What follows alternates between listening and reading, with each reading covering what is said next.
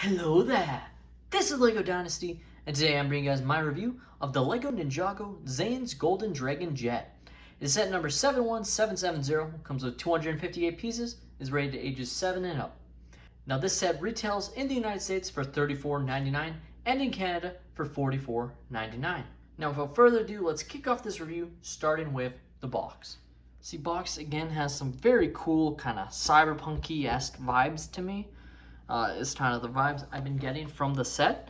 You can see the great kind of city landscape that's giving off there with the nice purple, orange, and yeah, I guess purple and orange and yellow kind of colors mixed in with some blue. Looks very good. Got the nice little dragon logo up there, or well, the green ninja, who I believe is Lloyd, with some dragons. So I guess this is their kind of dragon lineup of figures. So you got some of the characters there. And so at the top you got Golden Dragon Cole, you got the Golden Zane, and then you got the villain of the set, General Vangelis. Probably mispronouncing it, so my apologies to any Ninjago fans. If you know the proper pronunciation, feel free to let me know in the comments below. And you can see really the main plea feature of the set, which we'll get into shortly. Starting off with the minifigures, we'll take a look at Golden Zane, and he looks excellent. He's got the nice little gold arms right there. You can see the nice printing, nice leg printing.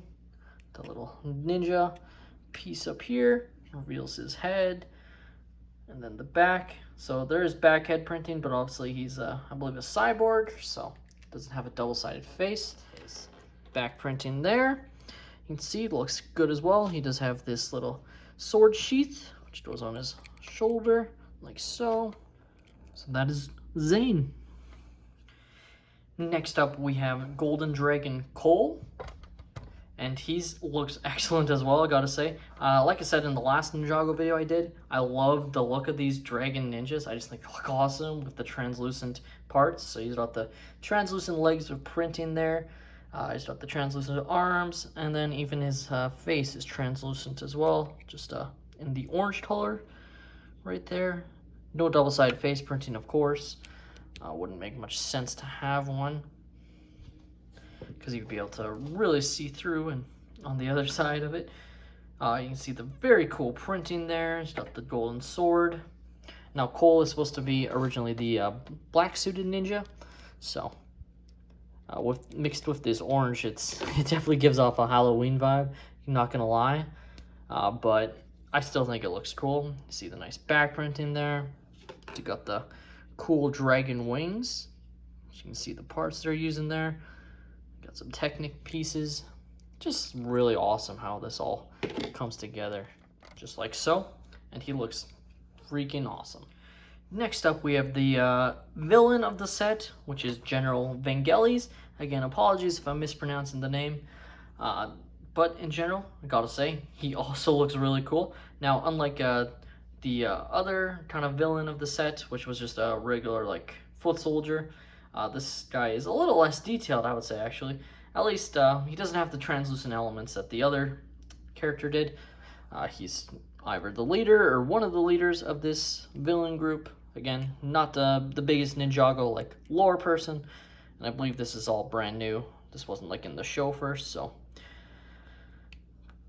And you can see his nice little face print there. Kind of looks very vampiric with the bat arms there. No double-sided headpiece, because you could see it from behind, just the way the piece would go. We'll take off his head just to reveal any back printing. If it pops off, it's kind of stuck on there. See the nice little back printing there. Show off the little wings. Very similar style to the other one. Just a lot smaller wings, I guess. And then he's got these kind of crystal weapons and this crystal one with a sheath. So very, very cool. And then this little kind of face mask piece reminds me a lot of like Anonymous or V for Vendetta, you know, that kind of stuff. Very, very cool. Before we take a look at the complete set, just figured I'd show off the extra pieces you get. Again, you get quite a few of these extra, gold weapons. You got some daggers, some scythes, even some extra gold daggers as well, which is kind of interesting. I guess you could give them to the ninjas, of course, but there was no place to put them on the ship, so I just figured throw them in the extra pieces. You can obviously give the ninjas extra daggers each, so they could each wield 2 daggers, but since they can't hold multiple on their bodies, I figured I would just put that in the extra pieces. You can see some of the other extra pieces. And then just quickly showing the manual. Again, it's like the newer manuals, so it's not the rendered image, which just doesn't look as good as it used to. You can see kind of the pieces, steps, pretty typical. And then you can see some of the other Ninjago sets. Now let's take a look at Zane's Golden Dragon Jet. And I just gotta say, this thing looks really cool, I gotta say, when it's fully put together. It is quite thin, as you can see. Like overall, it's not very bulky whatsoever. I think there's a reason for that, is it's to make it kind of more dynamic looking and allow it to look cool when it goes into its, what I would describe it as, its attack formation. So you would just go like that, as you can see, pops out those sort of like wings almost, and I would consider that its attack formation, while this is just its gliding or landed position right here. You can see some of the excellent detail, a lot of it being stickers, unfortunately. So all of these pieces you're seeing here are all stickers, other than this part's printed on both sides. But the rest is all stickers, unfortunately. So sticker, sticker, sticker, sticker, sticker, sticker. You get the gist. Overall, it looks really cool using these, gold elements that have these extra ridges. Just adds extra detail that you wouldn't be possible if it was just a regular piece. So you can see even on the side there, it just adds extra depth to the set. You can fit a character inside, so we will grab Zane.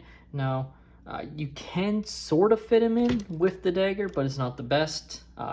It wouldn't be perfect. So your best bet is to take off his sword, I should say, not dagger, and then you can fit him in perfectly.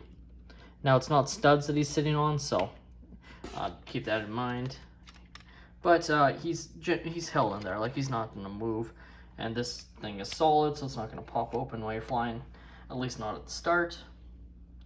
See another sticker there. Kind of looks a bit off, like it's been put together with some new rivets and whatnot, which is kind of cool extra detail.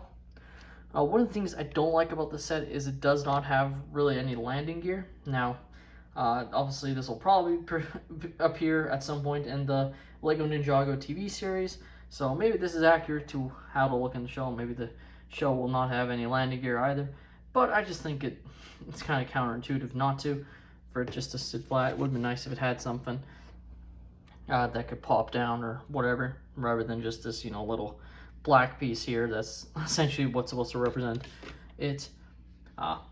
Now, because it has that part, it moves pretty well. Like if you're gonna glide it on floors or whatever, it's gonna have no issues.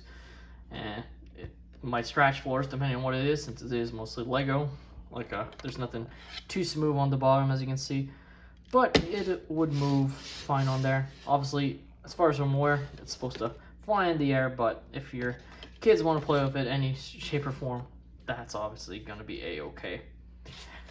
But there is no like flick fire missiles or anything of the sort for the set. The main play feature, other than placing your character in, is simply this. And it is a very cool feature, like admittedly, but it feels kind of like that's it at the end of the day, because this will probably get old at some point relatively quick. Like right now, this is still pretty awesome, but I could see this, being a cool set at first, like your kids loving it, having fun playing around with it, and then they would just get tired of it after a couple days doing that, flying it around. So not having extra play features, I think, is a downgrade of this set. I think that's probably why they threw in the extra minifigure to fight against, but even then, it's only the one character. Even in the cheaper set, which was I believe Jay's Dragon Cycle, you got like something else for the characters to battle against.